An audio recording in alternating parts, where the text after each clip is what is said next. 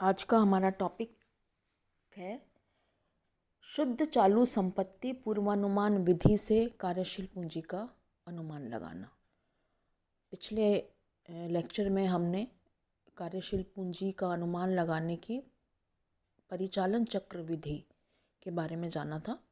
आज हम इसकी दूसरी विधि शुद्ध चालू संपत्ति पूर्वानुमान विधि के बारे में जानेंगे।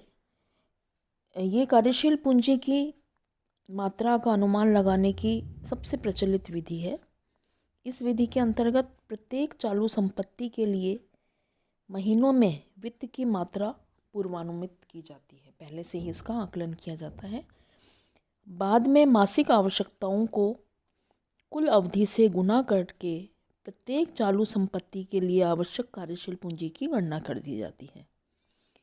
प्रत्येक संपत्ति के लिए कुल अवधि का अनुमान पूर्व के अनुभव, साख नीति, स्कंद नीति, भुगतान नीति आदि के आधार पर लगाया जाता है। संपत्तियों की इस कुल राशि के योग में व्यापारिक साख को घटा दिया जाता है तथा कुछ प्रतिशत आकस्मिकताओं के लिए जोड़ दिया जाता है। इस प्रकार से आकलित की गई धनराशि अनुमानित कार्यशील पूंजी की वह कुल मात्रा होगी जिसमें बैंक से उपलब्ध हो सकने वाली राशि घटाने पर कार्यशील पूंजी की वह मात्रा आएगी जिसकी उपक्रम को व्यवस्था करनी है। कार्यशील पूंजी आवश्यकताओं का पूर्वानुमान करने की यह विधि रोकड़ लागत तकनीक पर आधारित है, क्योंकि इसमें सभी लेन देनों को रोकड़ आधार पर दर्शाया जाता है। ये एक नीचे स्टेटमेंट है, statement showing working capital requirement. कार्यशील पूंजी का अनुमान लगाने के लिए हमें इस तरह का एक स्टेटमेंट बनाना है जिसमें हमें करंट असेट्स कैलकुलेट करनी है, करंट लायबिलिटीज़ कैलकुलेट करनी है। जैसे करंट असेट्स में सबसे पहला है स्टॉक ऑफ रॉ मटेरियल, वो कितने महीने के लिए कंजम्पशन है उसकी, उसमें कितनी पूंजी लगेगी उसका अनुमान लगाएंगे। वर्क इन प्रोसेस, जितने महीने के लिए कार्य चल रहा है उसमें कितनी कार्यशील पूंजी की ज़रूरत, कितनी पूंजी की ज़रूरत है उसका अनुमान लगाया जाएगा। वर्क इन प्रोसेस में रॉ मटेरियल लगता है, जब कोई कार्य चलता है तो उसमें रॉ मटेरियल लगता है, लेबर लगती है और कुछ ऊपरी व्यय होते हैं। तो उन तीनों के लिए में लगने वाली पूंजी का अनुमान लगाया जाएगा। तीसरा है stock of finish goods. Stock of finish goods, माल निर्मित होने के बाद कितने दिन तक स्टॉक में रहता है उसका अनुमान लगाया जाएगा। इसके बाद डेटर्स, फिर अगर कोई पेमेंट इन एडवांस किया है उसकी इसमें प्रविष्टि की जाएगी। अगर कोई बैलेंस कैश में दे रखा है तो उसकी प्रविष्टि की जाएगी। इसके अलावा और कोई भी करंट असेट्स दी गई हैं तो उसकी भी प्रविष्टि इसमें की जाएगी। तो ये तो करंट असेट्स हैं।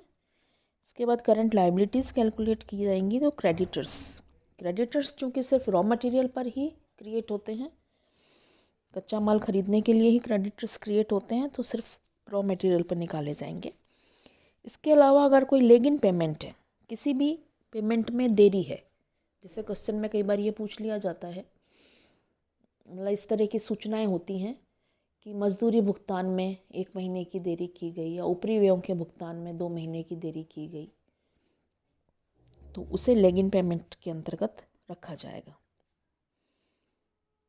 और इन सब को जोड़कर करंट असेट्स का टोटल, करंट लायबिलिटी का total, current assets minus current liability जो हमारी नेट वर्किंग कैपिटल होगी, और इसमें अगर कोई कॉन्टीजेंसीज के लिए प्रोविज़न है तो उसे ऐड कर दिया जाएगा।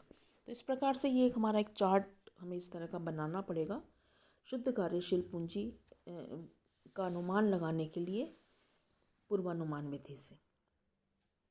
इसके बाद मैं एक प्रॉब्लम डिस्कस करती हूँ जिससे आपको अच्छे से समझ आ जाएगा कि किस प्रकार से कार्यशील पूंजी का अनुमान लगाना है। ये एक प्रॉब्लम दी हुई है, एक व्यापारिक संस्था की सूचना जिससे कार्यशील पूंजी का अनुमान लगाना है।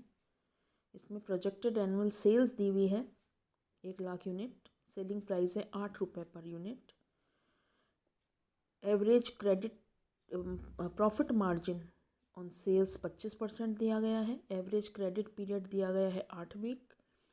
Average credit period allowed to suppliers, मतलब क्रेडिटर्स हैं 4 वीक के।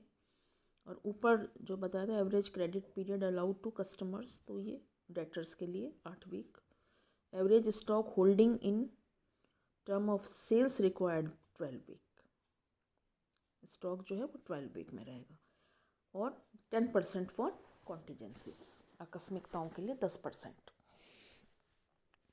तो इसको सॉल्व करने के लिए एक चार्ट हम बनाएंगे जिसमें सबसे पहले करंट असेट्स में स्टॉक कितने दिन के लिए रखा गया है।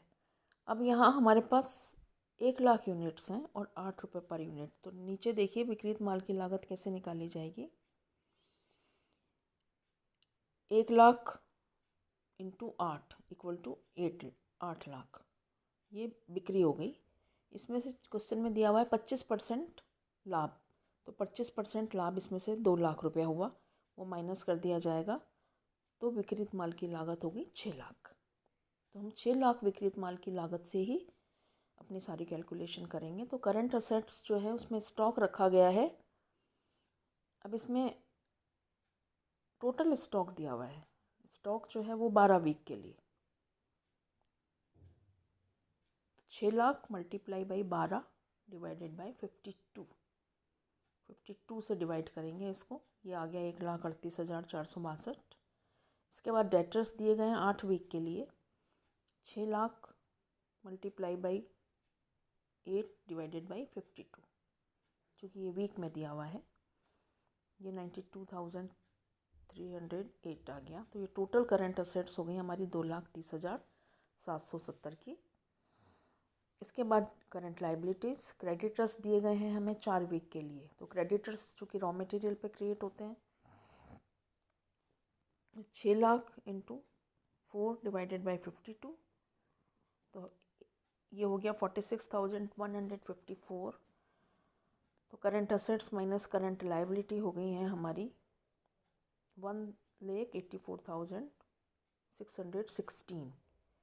और इसमें 10% ऑफ कॉन्टीजेंसीज ऐड करनी है, तो इसका 10% हुई 18,462।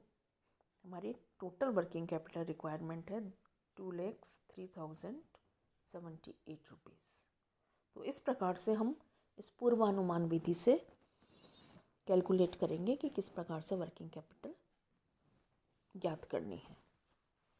अगले चैप्टर में मैं आपको एक और अलग तरह की प्रॉब्लम सॉल्व करके प्रॉब्लम के बारे में हम डिस्कस करेंगे, जिससे हमें और क्लियर हो जाएगा कि किस प्रकार से कार्यशील पूंजी की गणना पूर्वानुमान विधि से करनी है।